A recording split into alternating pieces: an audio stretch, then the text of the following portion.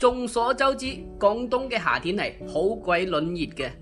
今日教大家一個廣東人夏天最中意嘅一款滾湯，冇錯啦，就係呢款清熱去火嘅枸杞葉豬雜湯。首先準備我們的一個主料啊，豬雜、豬肝、豬心，還有那個瘦肉，還有一點薑絲。下面我們把那個豬雜稍微的醃製一下，給一點的底味哦，一點的鹽，一點的雞精，一丟丟的白糖，來點胡椒粉，1茶匙的米酒，給它抓勻醃製一下。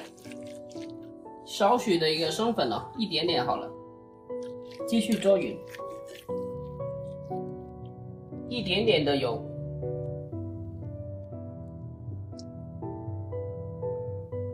枸杞葉，我們把它的一個嫩一點的葉子摘出來，小心它裏面有一些刺的哦。有一種枸杞葉有刺的，有一種沒有刺的。你看，把這個枸杞葉清洗2遍。還有這個梗，我們不要丟掉，我們可以做一個底湯哦。這樣的話熬出來那個湯更加的清甜。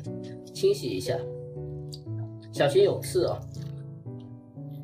下面我們起鍋燒水哦，這個梗啊，我們下去熬一個底湯，這樣的話喝起來會更加的濃郁，那個清甜一點。蓋上蓋子，煮它大概10分鐘。好了，我們把這個梗丟掉啊，撈出丟掉，不要了。接着放入我們醃製好的一個豬雜啊。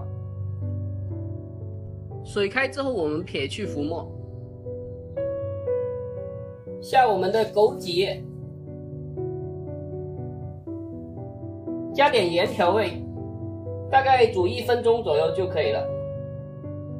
最後來一點點的花生油，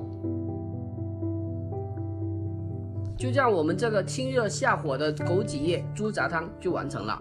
在廣東炎熱的夏天，喝上這麼的一碗，實在太舒服了。這期就到這裡，我們下期再見。